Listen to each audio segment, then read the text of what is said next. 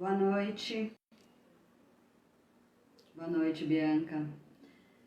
Boa noite, Aninha. Oi, Rafa, boa noite.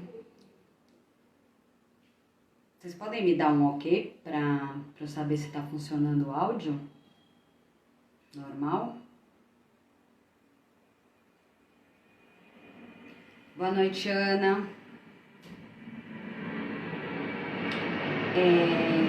Bom, pessoal, hoje nós vamos falar sobre... Boa noite, Rafa. Hoje nós vamos falar sobre planejamento financeiro. Algumas etapas do planejamento financeiro para ver se ajudam vocês com alguns insights para vocês montarem o próprio planejamento financeiro, tá? Ontem eu tive um imprevisto, eu e a Adriana. Oi, Cris, boa noite. Oi, Fê. Nós tivemos um imprevisto e aí não foi possível continuar a live, por isso que a gente acabou transferindo para hoje, tá bom? Então, assim, eu chamei minha amiga Adriana, que também ela também é planejadora financeira, e nós montamos alguns tópicos, né, para falar com vocês. Então eu vou chamar, ela já mandou a solicitação aqui. Boa noite, Dani.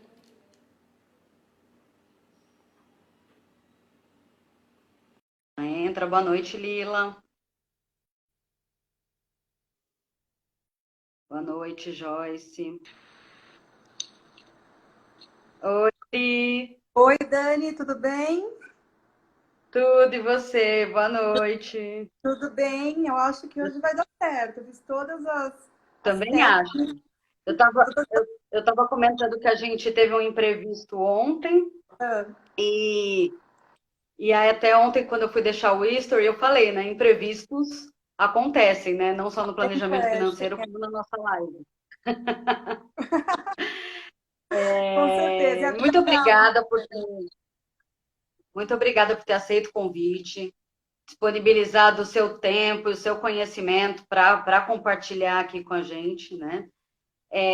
Eu conheci a Adriana na faculdade faz 25 anos, quase 25 anos já. Ela é uma amiga muito especial, né, que faz parte da minha vida.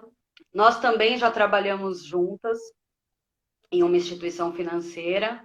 Então eu sei da profissional que é dedicada que a Adriana é.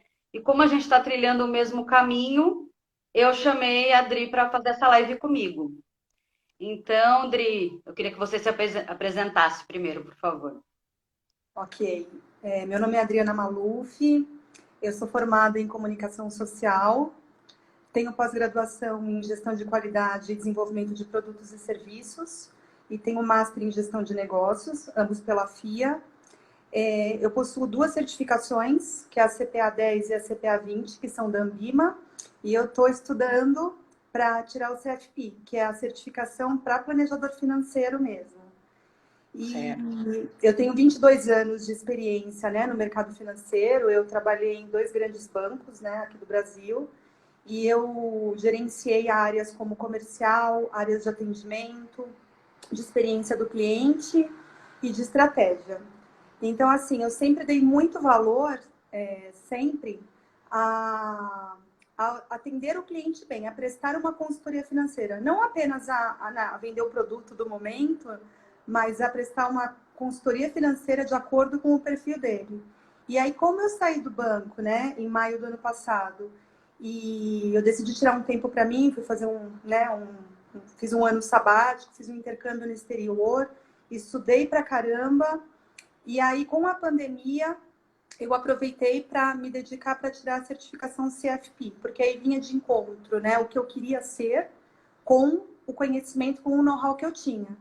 E aí é isso. Então, a gente conversa muito, né, Dani? A gente troca bastante sobre Sim, esse mundo. E é um mundo muito bacana, porque com a pandemia a gente viu que quem tem uma reserva, quem tem um planejamento bacana, não sofreu tanto.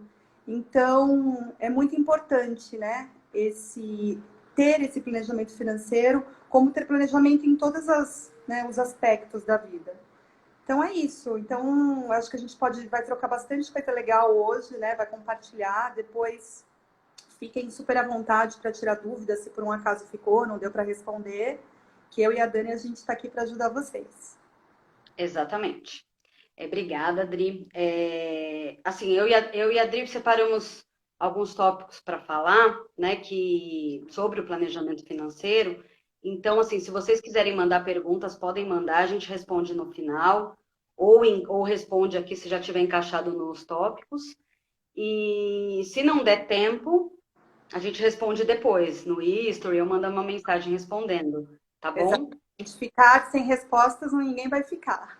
Ninguém vai ficar, exatamente. Obrigada, Adri. Então, assim, voltando um pouco sobre um pouco da atividade do planejador financeiro, eu queria explicar um pouco, né, sobre a parte racional do planejador financeiro. Porque, assim, o planejador financeiro, ele não vai só olhar se você gasta menos do que ganha, né? Ele vai olhar como um todo.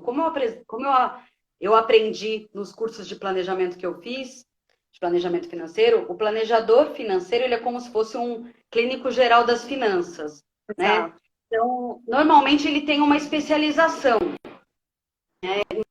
Ele vai olhar como um todo ali, riscos, patrimônio, o seu fluxo de caixa, se você tem investimentos, se precisa de algum planejamento fiscal, né? Então, passando por tudo isso, eu queria saber de você, como planejadora financeira, como você percebe que a falta de conhecimento em planejamento financeiro impacta os seus clientes?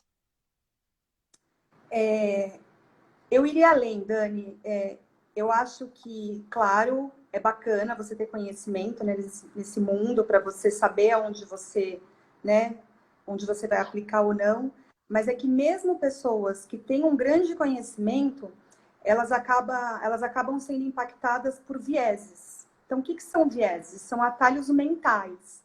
Então, assim, em vez da pessoa ir atrás da informação, né, para entender o que está acontecendo, não, ela pega algo, né, que já existe e ela adapta para a realidade dela. Só que isso, muitas vezes, acaba prejudicando a tomada de decisão. Então, assim, eu vou citar alguns vieses que eu acho que são bem relevantes, né, para comentar. E depois, se alguém quiser saber mais, deve ficar à disposição para me perguntar. Então, tem um viés, tem um nome estranho, mas é simples de explicar, chama desconto hiperbólico. Então, o que é isso? É a importância que as pessoas dão para o agora, né? Para o ganho imediato. Então, vou dar um exemplo. Eu nunca tive um carro na vida, só que eu decido hoje que amanhã eu quero ter um carro.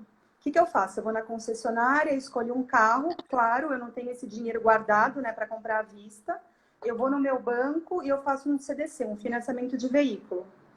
O que acontece? Eu vou pagar, né, parcelas com juros, né, com juros de, vou chutar, 2% em 48 vezes.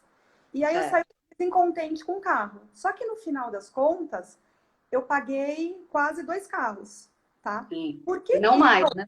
ou mais, dependendo da taxa.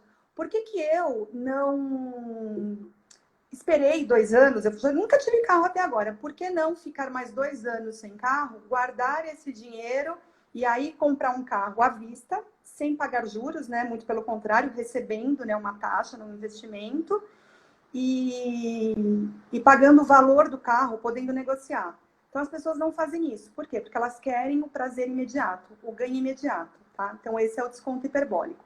Outro viés que é muito interessante é o efeito manada. O que é o efeito manada? Quando a gente vê que as ações de uma determinada companhia despencam, é porque provavelmente ocorreu uma notícia, né, no mercado, e aí alguém vai lá e vende as ações. E aí um monte de gente vai atrás dessa pessoa e vende, então as ações despencam. Então, por que as pessoas fazem isso? Porque ninguém quer sair perdendo sozinho. Então, assim, se eu sair perdendo com uma turma, não é tão ruim, porque a gente vai se solidarizar, enfim. Mas só eu perder? Não. Então, você vai lá e resgata. Então, esse é o efeito manada. Tem um outro que é interessante, que chama status quo. Status quo é a inércia, é você não mudar de posição. Por exemplo, eu vou falar para a pessoa que não se planeja. Então, assim, eu não me planejo, eu sei da importância de me planejar, eu sei que no futuro isso é muito importante, Só que, ai, dá uma preguicinha, né? É difícil a gente mudar, né? Mudança gera um desconforto. Então Sim. eu acabo ficando na inércia. Eu não mudo. Você Então, fica no seu estado como você está atual. Você não procura uma evolução, né? exatamente, você fica na sua zona de conforto, que é como você está agora. Tem um outro viés que eu acho super legal, só para a gente finalizar, porque são milhares de vieses, mas esses eu acho que são Milhares. bem legais, assim, para um papo básico, né? Que é, a gente pensa que as pessoas, os investidores, eles têm aversão ao risco. E, na verdade, pela nova teoria de finanças comportamentais, os investidores não têm aversão ao risco, eles têm aversão à perda. Olha a diferença. Então, o que é isso? Exatamente. Por exemplo, vamos imaginar um cassino, né? Então você está lá jogando no cassino, você joga pouquinho e aí você começa a perder.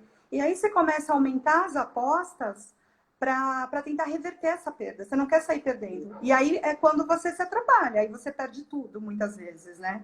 Então isso é muito interessante. E aí foi quando foi descoberto, foram por dois economistas que eles ganharam o Nobel, e que o investidor ele é irracional, ao contrário do que se Sim. falava antes. Então é bem interessante. Então assim, não só o conhecimento, mas esses vieses eles impactam muito, né, na formação de um patrimônio, de um investimento, enfim, de uma carteira de investimentos. Sim. Eu achei legal você falar sobre isso, justamente porque para mostrar que o planejamento financeiro ele não é só racional, né?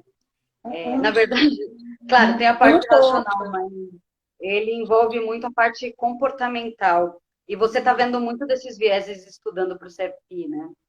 Sim, e além de estudar para o CFP, eu, assim, me interessa, é um tema que me interessa. Então, tudo que eu leio Sim, sobre isso, né, eu quero conhecer mais, eu quero ir mais atrás, e é muito interessante mesmo. é. Então, coisas Eu se gosto também. conectam, né? Sim. Eu fiz o curso de psicologia econômica e tô lendo o livro ainda Rápido e Devagar, que são desses dois economistas que você falou. E também, né, vou começar a estudar para o CFP, então quero aprender a aprofundar um Bem-vinda. pouco mais.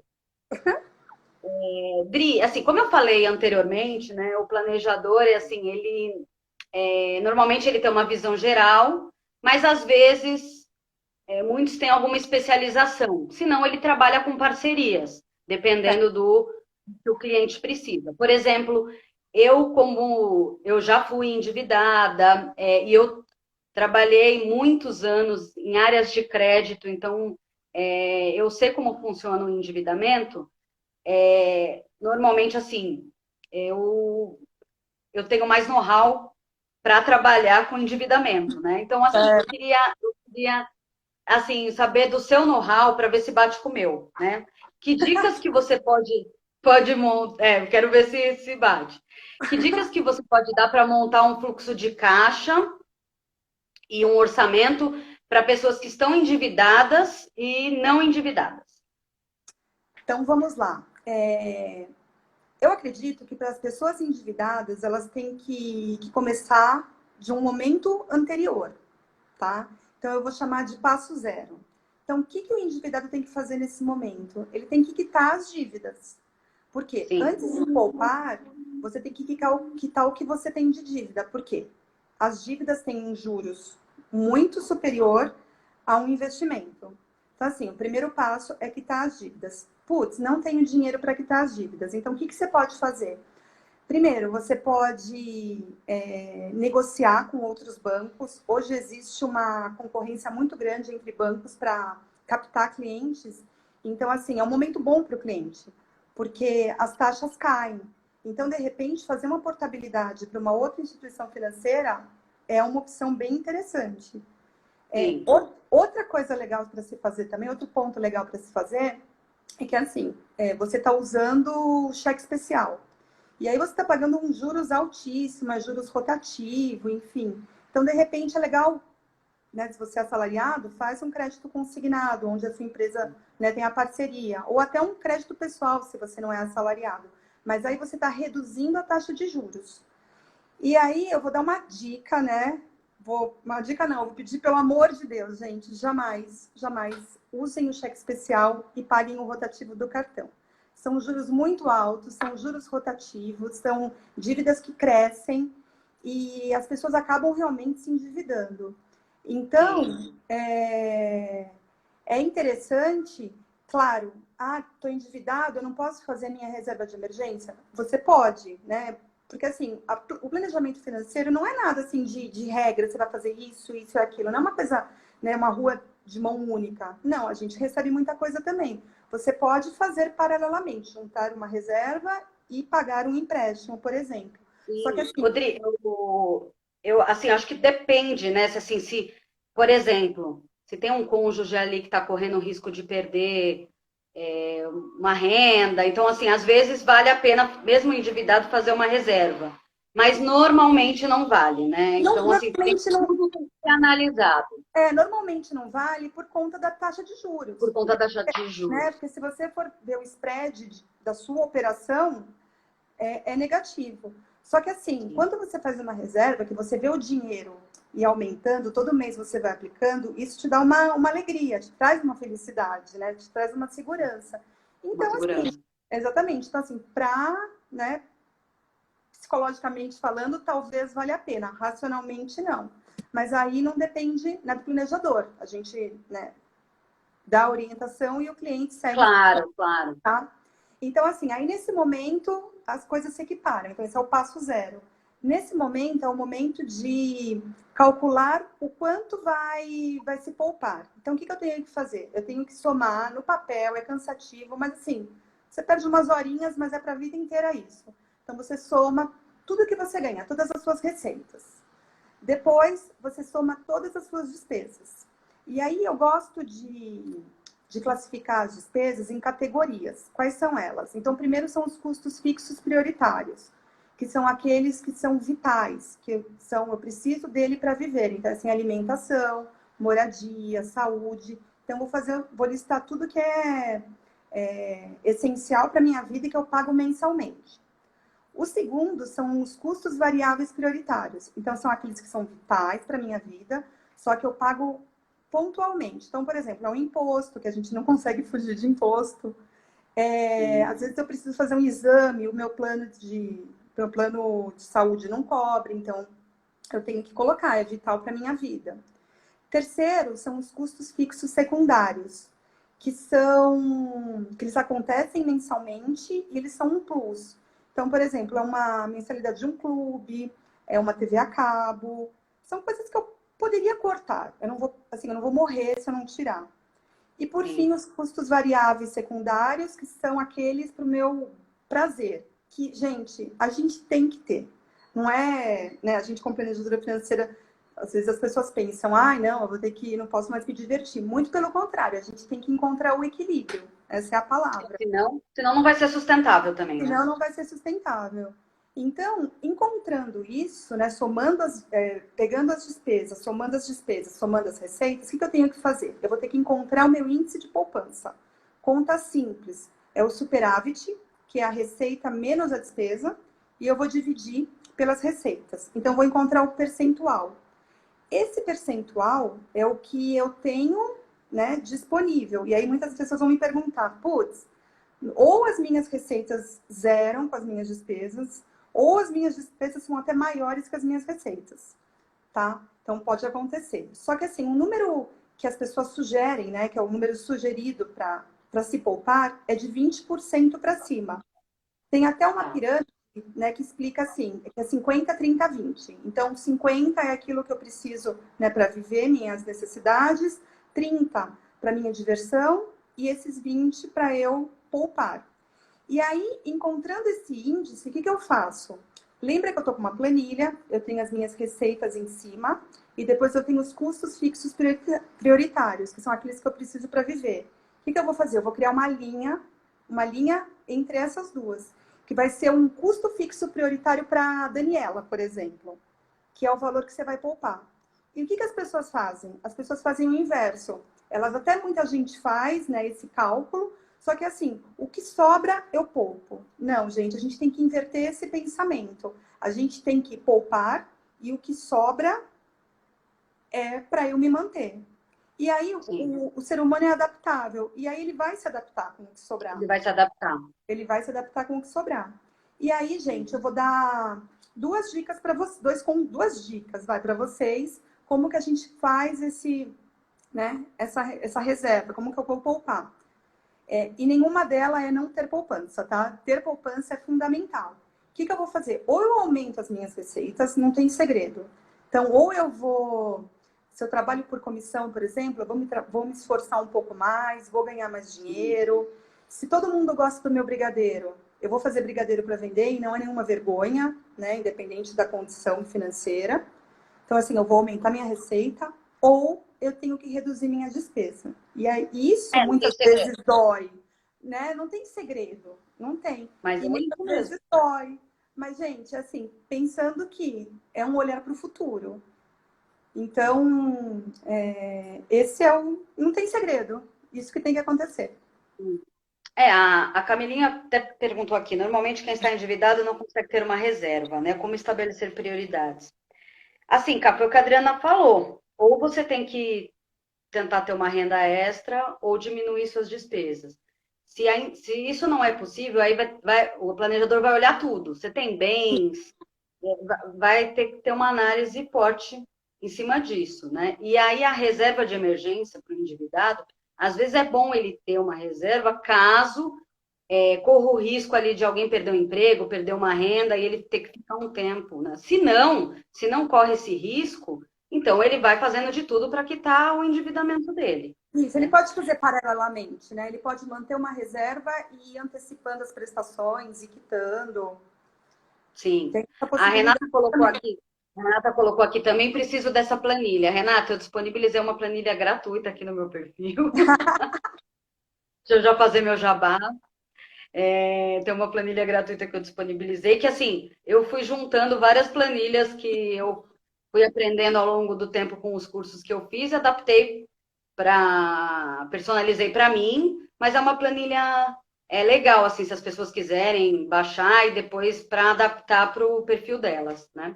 Não, e assim, eu uso a planilha da Dani, né? Já faz um tempo que eu uso. Ah, obrigada, Adri. É super autoexplicativa, é um acompanhamento geral mesmo. Você vê coisas, né? Assim, tudo que precisa tá lá, você não precisa acrescentar nada. É muito legal. E ter esse controle, esse acompanhamento é vital. Por quê? Porque se a gente não vê, a gente não sabe o que a gente gasta. O dinheiro está saindo, né, pelos buraquinhos. E aí, assim, só para Sim. dar uma dica para vocês, desde que eu comecei a usar a planilha da Dani, eu consegui reduzir os meus gastos em 30%. Então, assim, Jura, Adri? juro, Então, juro, de fazer esse acompanhamento. Assim, o Luiz certo. Fernando, né, que é meu marido, ele fala, você é louca, porque você anota tudo. Eu anoto até uma água, mas eu anoto. Assim, é rapidinho, você vai lá toda manhã, anota o que você gastou no dia anterior, mas assim, teve uma redução de 30% É meu bom, é gasto.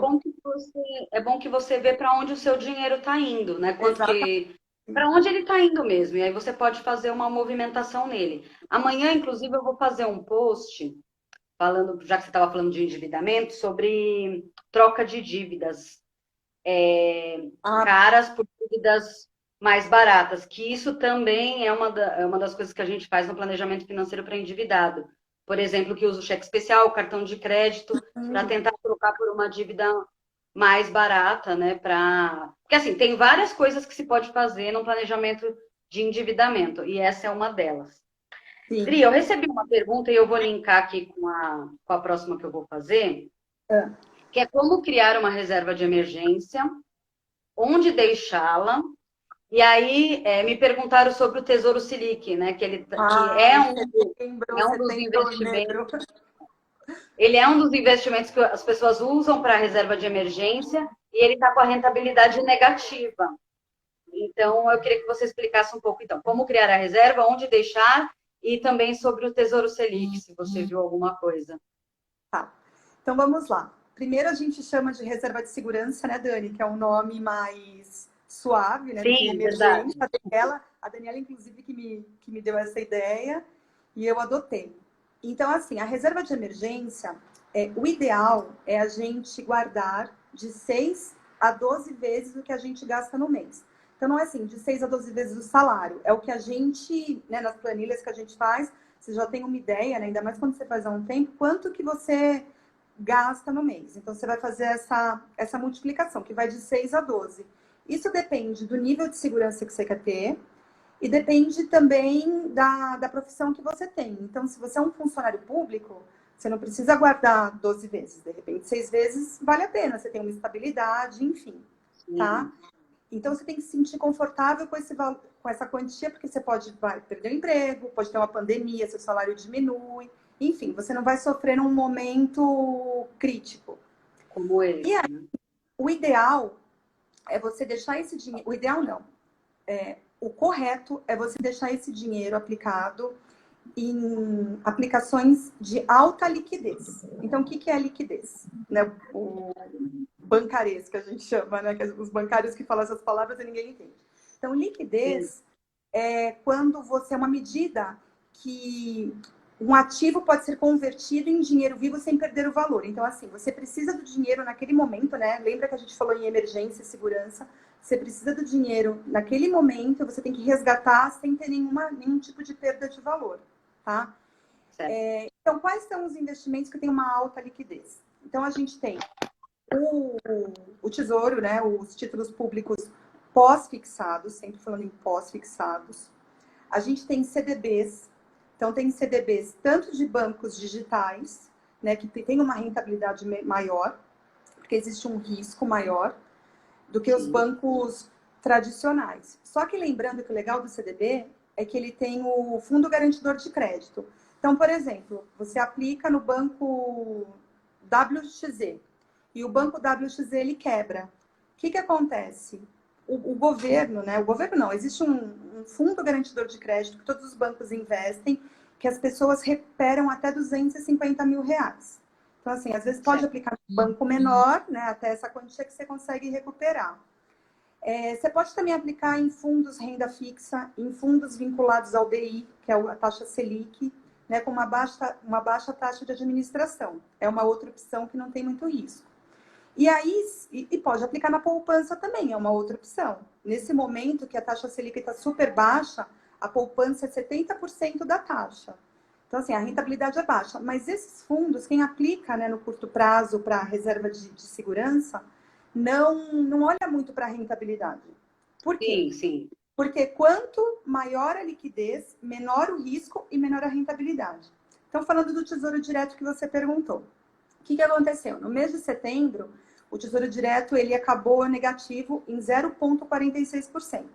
Então, assim, isso causou um estresse, né? Porque, assim, putz, é uma aplicação totalmente segura, que todo mundo confiava. Por que aconteceu isso? Então, assim, os especialistas falam que foi pontual, foi um problema, né, político-econômico que ocorreu, porque como tinha uma insegurança política por conta, né, de X aspectos, que não vale a pena a gente discutir agora, depois eu posso até explicar se alguém tiver dúvida.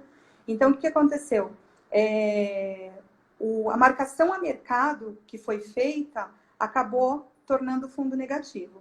Mas os especialistas dizem, né, não se alarmem, foi pontual. Se você vê o histórico, é um histórico que dá uns 105% do CDI, né? A poupança dá 70%, ele dá 105%, os CDBs pagam 100%. Então, assim, o histórico é bom.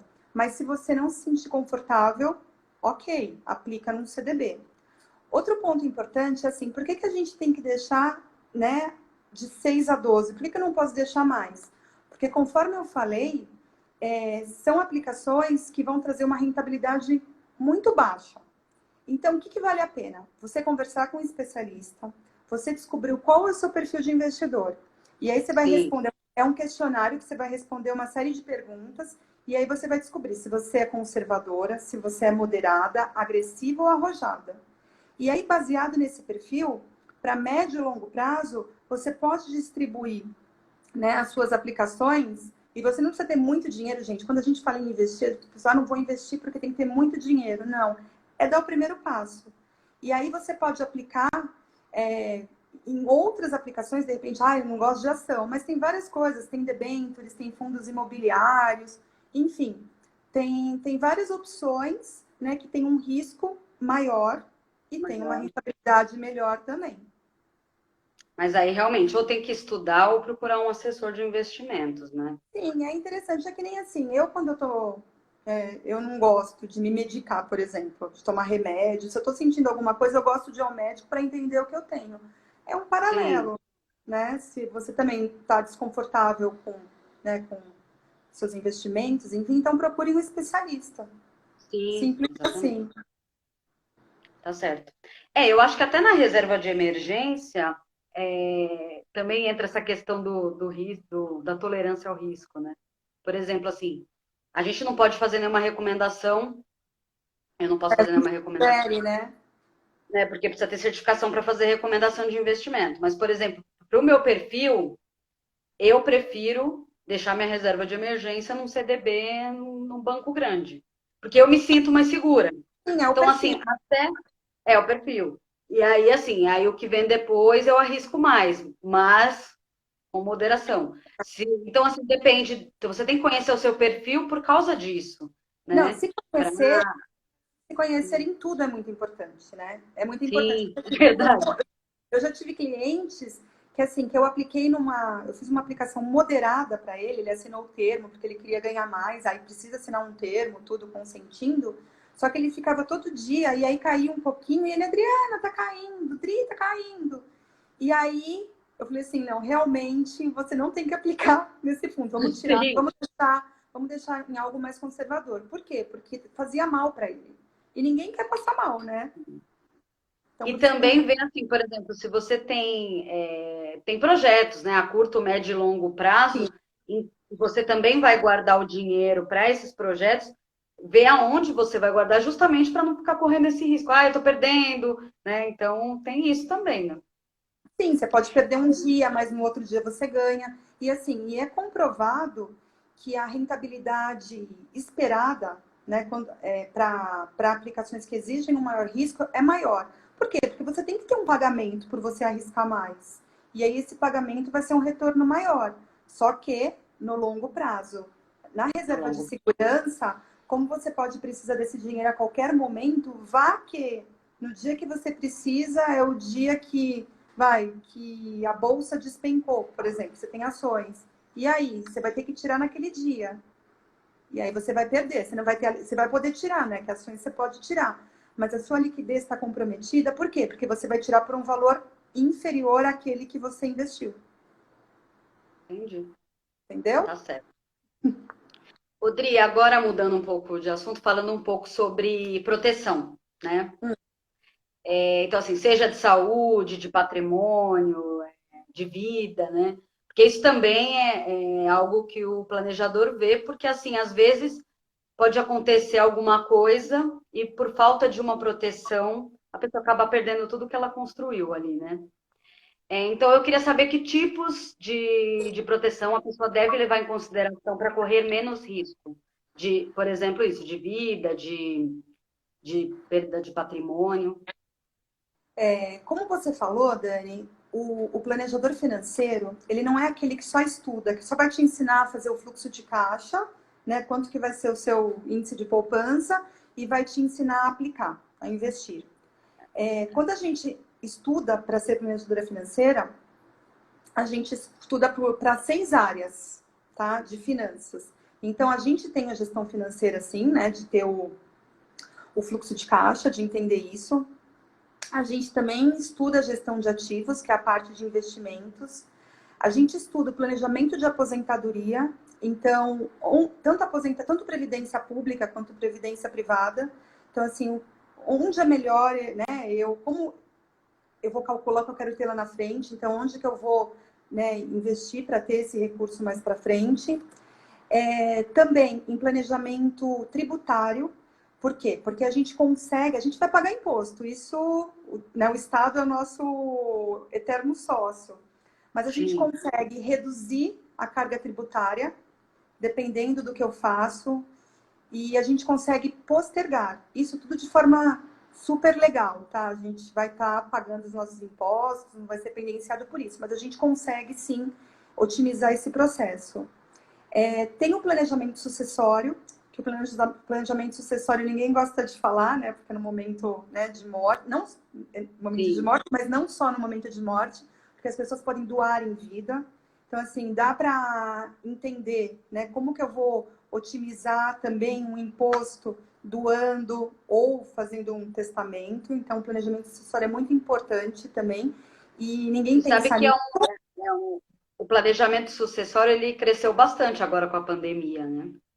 Sim, E porque assim, realmente é algo que é bom ser visto antes, né? Porque acho que a gente até conversou sobre isso, né? Às vezes acontece alguma coisa e a família às vezes não tem um dinheiro disponível para pagar um inventário e fica aquele negócio rolando ali anos, né? Sendo que se tiver um dinheiro disponível, uma reserva, por exemplo, é resolvido isso. Ou, caso a pessoa se planejou antes, né? isso Mas tem várias continua. formas. Você pode montar uma holding familiar, por exemplo. A própria previdência é uma forma de você direcionar, Sim, né? verdade. A previdência não entra em inventário. Outra forma, que aí é o último ponto, né, do estudo, que é a gestão de risco, são os seguros. Os seguros ele funciona de uma forma muito bacana para o planejamento sucessório. Primeiro que o seguro ele não entra em inventário. Então, por exemplo, além de pagar, Dani, os custos, né, de inventário, a pessoa, a família, né, tem que pagar também, tem que se virar. Se a pessoa que faleceu era a única pessoa que trabalhava e todo o recurso ficou imobilizado, como que a gente vai se bancar até esse inventário sair? Pedindo dinheiro emprestado, enfim. Então, se você tem um seguro, ele não entra em inventário. Você faz o processo, vai na seguradora e recebe o dinheiro. E se vira, né? Outro ponto legal do seguro é que o seguro de vida é que o seguro de vida não cobre R. Então, quando você recebe o sinistro, esse sinistro é líquido de imposto de renda. Então, isso é 15% a mais que você vai receber.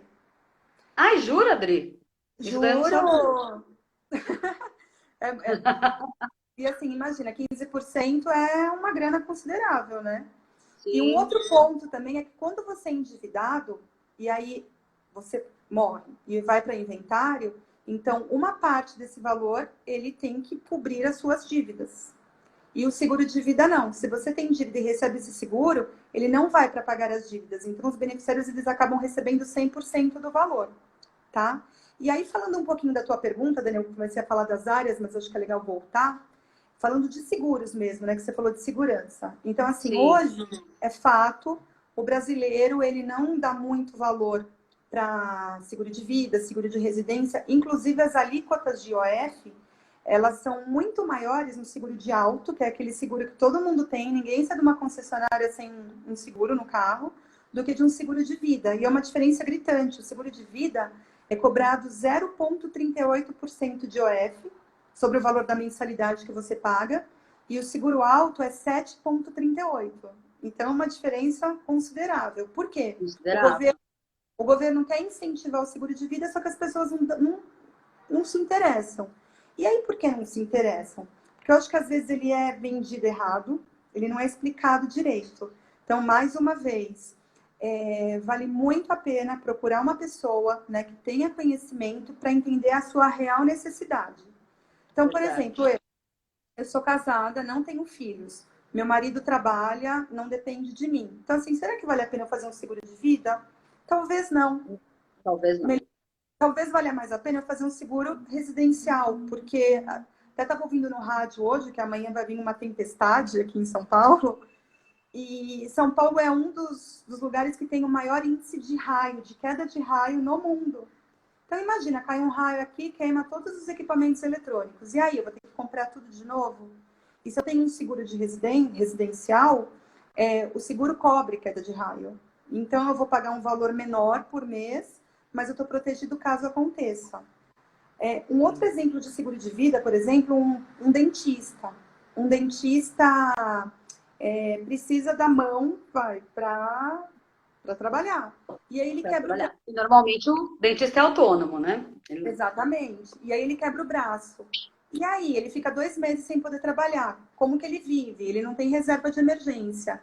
Então ele pode fazer um seguro de acidentes pessoais, é um seguro que ele recebe em vida, e tem outras modalidades de seguro também. E aí ele sim, está seguro garantido durante esse resgatável. tempo. Tem várias modalidades de seguro que eles cobram, eles pagam em vida. Né? Aí já tem Tá certo. cobrança de imposto de renda, tá, gente? É só se morrer, né? Mas assim, Mas então Desculpa, Dani, é muito importante você falar com um especialista, nesse caso, para entender Sim, qual é a sua real necessidade. Então, é muito tá interessante ótimo. essa questão. E aí você otimiza, né? Você paga um valor por mês que está no seu orçamento, só que se acontecer alguma coisa, você está garantido. Exatamente. Obrigada, Adri. Você trouxe muitas coisas sobre seguro. Dri, eu recebi uma pergunta aqui. Eu até separei, eu vou fazer a pergunta antes de fazer a última. Como considerar a oscilação da moeda em viagens para o exterior? Normalmente, assim, antes da pandemia, eu comprava aos poucos, né? Tem algumas coisas que você pode fazer por causa dessa oscilação. Mas você comentou outra coisa que eu achei interessante perguntar agora. O que acontece? Para a gente fazer uma viagem, claro, tem aquelas viagens que a gente vai ter que viajar amanhã, né? Então, são viagens urgentes que a gente não se planejou. Mas, normalmente, a gente faz um planejamento de viagem. E aí, o que acontece? Quando eu viajo para o exterior, eu estou sujeita à alta do dólar, né, da Sim, moeda. Então, se eu tenho uma aplicação, por exemplo, em algo atrelado ao CDI, o CDI ele não conversa com o câmbio. Então, assim, se o dólar aumentar, o meu poder de compra vai diminuir, porque o CDI eu estou aplicando, né, em real. Então, o que vale a pena nesse caso? Aplique um fundo, né, no banco, que você tem conta, enfim. Não precisa aplicar, comprar o dólar desde já. Mas você pode aplicar o seu recurso em um fundo cambial, referenciado no câmbio. Então, o que acontece? Se o dólar subir, a tua rentabilidade sobe. Se o dólar cair, a tua rentabilidade cai. Então, ele acompanha a taxa cambial. E aí você se garante, né, de uma possível alta do dólar. Então, esse recurso ótimo. para sua viagem, né, para sua viagem para o exterior. Sim, Então, é uma forma bacana de você se garantir. mas você sabe se ele tem prazo, Dri, assim, tipo, tem que deixar um tempo? Então, aí tem que ver na instituição financeira, né? Porque aí depende de Sim, tá. instituição para Porque instituição. aí, assim, se houver ali o tempo, tem que se planejar com antecedência mesmo, né? Isso. Aí, por exemplo, se o Ou, dólar cai, aí a minha aplicação vai cair? Sim, vai cair. Só que o seu poder de compra, ele tá compatível com a sua viagem para o exterior. Você vai gastar menos na viagem também. Você entendeu? entendi, verdade. Deu para entender? Por quê? Porque você tá aplicando naquilo que você vai precisar. Então, assim, se aumentar o câmbio, a sua aplicação, sua rentabilidade aumenta também. Logo, o seu poder de compra Aumenta aumenta. também. O contrário é a recíproca verdadeira também. Tá certo. Dri, agora, partindo aqui para a última pergunta, que eu sei que Eu você só vi uma, gosta, né? uma pergunta, estou olhando um pouco para as perguntas, mas a Tá Camila bom. perguntou a diferença de reserva de segurança e de poupar. Não tem diferença. Não tem. É que poupar é guardar dinheiro, né? Não é. E reserva de emergência também é guardar dinheiro. É que a reserva de emergência a gente fala mais de uma poupança no curto prazo. E poupar, você pode poupar no médio e no longo prazo também.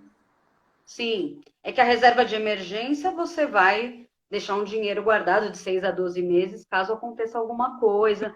Mas assim, se você não tiver ela, você vai ter que poupar para consegui-la, né? Mas normalmente ela é a primeira coisa que você tem que construir antes de começar a Antes, guardar para os seus projetos, para a sua aposentadoria.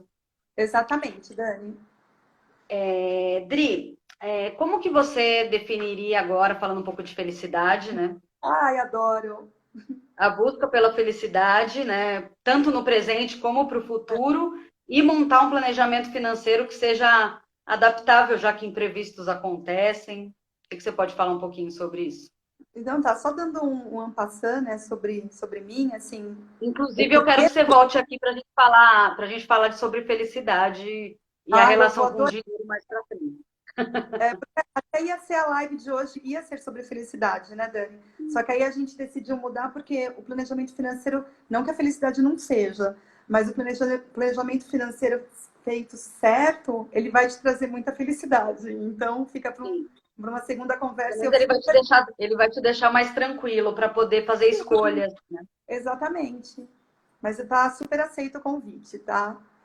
Então, a busca da felicidade, eu estou estudando bastante sobre esse tema, inclusive, ela está extremamente ligada com a questão financeira, com a questão de dinheiro. Então, assim, para falar do presente, eu vou citar 3 pontos que a gente pode tentar mudar, né, o nosso mindset para poupar e logo ser mais feliz.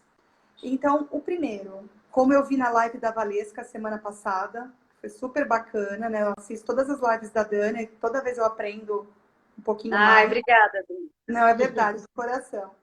Então, é o seguinte, o autoconhecimento, ele é fundamental para 2 coisas. Primeiro, para a gente identificar quais são as nossas necessidades e os nossos desejos. Porque muitas vezes a gente, eu preciso daquela blusinha cor-de-rosa. Isso não é uma necessidade. Isso é um desejo. Então, assim, o autoconhecimento, ele faz com que a gente saiba diferenciar esses 2 pontos. E um outro ponto importante é quando a gente se conhece, a gente sabe o que a gente quer e o que a gente gosta. Então, assim, eu passo a consumir mais para me deixar feliz, para me agradar. E não porque alguém está falando que eu devo fazer, ou pior, para agradar outras pessoas. Então, acho que esse é o primeiro passo, é o autoconhecimento. Uma outra questão que é super importante é experiências, né, de vida versus gastar dinheiro com bens materiais. Então, assim, é comprovado que gastar dinheiro com experiências, ele traz mais felicidade do que com bens materiais. Isso é comprovado por milhares de cientistas, especialistas, psicólogos. Por quê? Porque quando você gasta o dinheiro com experiência, por exemplo, uma viagem, você fica sempre com aquela, né, com a memória da sua A viagem. memória. Sim. Você lembra de gosto, você lembra de um cheiro, você tem fotos para ver, enfim. Ele é infinita. A felicidade é infinita. Eu falo que Sim. nessa minha experiência com felicidade, eu tenho umas gavetinhas que eu vou deixando momentos felizes. Então, se eu me sinto triste, às vezes eu vou lá, pego uma gavetinha, é aquela viagem maravilhosa que eu fiz para É Las verdade. Vegas, por exemplo. E aí eu fico feliz. Então, esse é um ponto importante. Já o gasto com bem material, na hora, claro, é novidade, você fica feliz. Só que o que acontece? Ele deixa de ser novidade com o passar do tempo. Ele se torna normal. Isso é normal, isso é natural. Sim. E aí, você vai deixando de ser feliz. E aí, às vezes, você vai ficando mais triste ainda. Por quê? Porque se você financiou esse bem material, você tem a dívida para Sim, pagar. é Então, assim, verdade. a busca, E aí você assim, às vezes fica impossibilitado de usar o seu dinheiro para aquelas outras coisas que, né, te deixariam feliz de lembrar, né? exatamente. Então, assim, De segunda, viver e de lembrar. exatamente. A segunda dica é essa. Então, se eu tiver que gastar, gaste com experiências. E a terceira, que tem tudo a ver, até ouvi né, que você postou essa semana, falando do Dia das Crianças, que o último passo é doar. Sim, E aí é muito exatamente. importante, gente, e não simplesmente doar dinheiro, é doar o tempo, doar o conhecimento, doar um trabalho, ou doar dinheiro também, cada um doa o que pode. Mas, assim, é Sim, muito importante. Por quê? Porque eu acredito que fazer o bem, né, é uma corrente do bem. Então, fazer o bem volta para você. E fora a sensação que você fica né, de felicidade quando você ajuda as pessoas. Então, esses três exatamente. pontos, falando do presente, são muito importantes. Muito importante mesmo. Que foi o que eu falei para você quando eu te chamei para fazer a live, né? Que a gente tá falando, a gente tá doando o nosso tempo e nosso conhecimento para ajudar quem está assistindo, né? Às vezes a pessoa tem algum insight, né, sobre alguma coisa que a gente falou, já sabia muita coisa, mas às vezes ouviu uma coisa que deu um insight. Então, acho que isso tem me deixado muito feliz. E foi o que eu falei para você. Eu falei, Adri, acho que você vai sentir também essa sensação de poder Sim, passar seu conhecimento e, quem sabe, ajudar as pessoas. Quem sabe não, né? Ajudar as pessoas. com certeza, né? Com certeza ajudar. E aí, A Camilinha falando no tá falando presente, acho aqui. que são esses 3 pontos que a gente tem que começar a olhar. E aí, falando no futuro, primeiro, a gente tem que saber quais são os nossos sonhos. Tá? Então, assim, no trabalho a gente não coloca as nossas metas no papel, a gente não vai atrás. Na vida é a mesma coisa, não tem diferença. Então, assim, eu tenho que colocar os meus sonhos. Eu quero uma casa na praia, eu quero um sítio, eu quero trocar de carro, enfim, eu quero fazer uma viagem da volta ao mundo, e aí eu vou colocar no papel. Então, assim, quanto eu preciso para isso, quando eu quero fazer, com quem eu quero fazer, você desenha, como se fosse né, você está fazendo um planejamento da Sim, tua vida. no planejamento. E aí, o que é legal? É legal você ter isso no papel, porque quando você está vendo, ele se torna real. É diferente da ideia na cabeça. Então, quando está no papel, ele se torna real. E aí você tem mais chance de conquistar. E aí a gente tem que lembrar de 2 pontos. Primeiro, eu não sou milionário. Então, tudo que eu gasto hoje, eu estou abrindo mão do meu sonho. Então, eu dou o exemplo do cafezinho. Eu almoço todo dia, depois eu vou para uma cafeteria, gasto R$ 6 para tomar um cafezinho. Sendo que na minha empresa tem café. Esses R$ 6 no dia, realmente, não é nada. Você não põe na tua planilha. São aqueles valores que estão indo para o ralo. Só que se você Sim, multiplicar quanto que vai dar na semana, quanto que vai dar no mês, quanto que vai dar no ano, nossa, você faz um brunch em Nova York na boa. E realiza um sim. sonho. Então, é muito Esse, interessante isso, que gastos desnecessários, eles prejudicam realizações futuras. Eles prejudicam sonhos. e às Então, vezes eles até, que nem assim, esses dias mesmo, a gente ficou tanto tempo, né, na pandemia, as coisas fechadas, então eu mesma fazia um café para tomar depois do almoço, que eu gosto. Aí teve um dia que eu falei, eu quero tomar um café expresso, né, um café. E aí ele teve muito mais valor, né? Porque sim, assim, então, assim, se a gente faz também aquilo todo dia, né? Você gasta aquele dinheiro que nem é necessário, você nem dá valor, né? E aí eu fui lá, tomei meu café de R$ 6, mas eu estava curtiu, feliz né? porque eu estava vivendo a experiência. O planejamento financeiro em si, ele não é assim, nunca mais vou poder viver. Não, gente, muito pelo contrário. É saber onde se vive, saber o que te traz felicidade, saber onde se gasta. Eu acho que é esse Sim, que é o ponto. Então, é muito importante a gente ter essa reserva de curto prazo, uma reserva de médio prazo, que é essa reserva para casa na praia, para troca de carro, para viagem, e uma reserva no longo prazo, né? sim, Principalmente pensando na aposentadoria.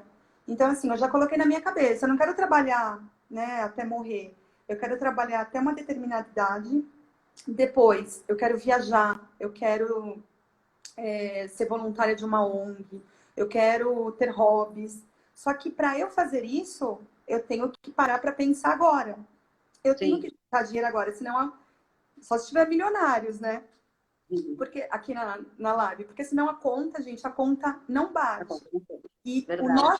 o nosso futuro, ele depende do que a gente está fazendo hoje da nossa vida. Então, assim, isso para tudo, isso da nossa saúde, isso das nossas Sim. finanças, isso de todas né, as áreas da vida. Então, é muito importante. E aí tem uma frase que eu acho muito legal, que é uma frase de um cara chamado Machado de Assis, né, que é um cara pouco conhecido, que ele falou assim, lá no passado, que o dinheiro não traz felicidade. Vai lá, professora Adriana. Não, o dinheiro não traz felicidade para quem não sabe o que fazer com ele. Então, ele traz felicidade, sim, a gente não vai ser hipócrita, mas a gente tem que saber o que fazer com o dinheiro. Saber o que fazer com ele. Parar e pensar, né? Dri, Exatamente. a gente está caminhando para o final. Ah, Muito já! obrigada. Já. Ainda bem que deu certo, fiquei muito feliz. Muito obrigada por ter aceitado o convite, por ter disponibilizado seu tempo ontem, hoje, Imagina, né? imagina. Fiquei muito feliz mesmo. Você trouxe um monte de coisa legal, né? Eu vou Espero deixar que gravada a live para quem não pôde assistir, poder assistir depois. E da planilha, caso alguém tenha pedido para baixar e não tenha recebido, pode mandar o e-mail para o suporte que aparece ali no site, tá bom? E é isso. Muito obrigada para todo mundo que Dani, participou. Eu adorei. eu tenho só um minutinho. Por favor, faça o encerramento. É que eu vi uma pergunta, que eu tô vendo pouco pergunta, mas eu vi uma da Nelma falando dos filhos. E Tá bom. aí, eu estava lendo uma matéria essa semana que eu achei super interessante, que é, né, de um multimilionário, Warren Buffett. E ele criou um livro, uma cartilha para ensinar os filhos desde pequeno. E é uma metodologia super legal. Depois, se vocês se interessarem, eu até passo o link. Mas assim, a gente tem que ensinar, é uma pergunta dos filhos, e a gente tem que ensinar o planejamento financeiro desde pequeno. Porque assim, Exatamente. a nossa geração não foi criada para isso. Né? Pelo menos eu Não, não nós fui. não fomos, né, Dani? Né? Mas se a gente ensina os nossos filhos a ver o valor do dinheiro, com certeza eles vão crescer com uma maior consciência e com certeza eles vão ser mais felizes. Por quê? Porque eles não vão sofrer. Eles não vão Sim, sofrer para aprender o caminho das pedras. Por quê? Porque vai ficar natural, é o poder do hábito.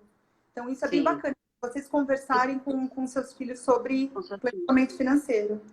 Que são aqueles 4 pilares, né? Ganhar, gastar, Que você poupar colocou. e compartilhar. Exatamente. E consumir as coisas com mais consciência. E É aí isso. saiu um Muito estudo, obrigada. só fechando agora, eu juro. Fala aí, Saiu fala aí. um estudo em Cambridge, que crianças de 3 e 4 anos, elas já têm consciência financeira. Então, você esperar, vou falar com meu filho quando ele for adolescente. Não, já pode falar com 3 e 4 anos.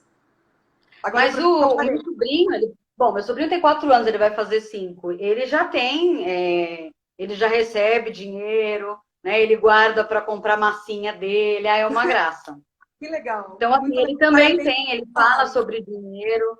Ele quer, inclusive, ele falou que ele quer ganhar dinheiro de aniversário. Olha, que bom. Parabéns ao seu E irmão e muito pela sua obrigada namorada. mesmo, eu adorei. Adorei, fiquei muito Obrigada, Adri. feliz. Obrigada por tudo. Obrigada a todos, né, que entraram ontem, que teve a confusão, mas deu certo. Sim, Entraram hoje de novo, quem verdade. não entrou hoje. E eu estou aberta para tirar qualquer dúvida, gente. Muito obrigada a todo mundo que participou. Foi muito bom, adorei. Obrigada, Adri.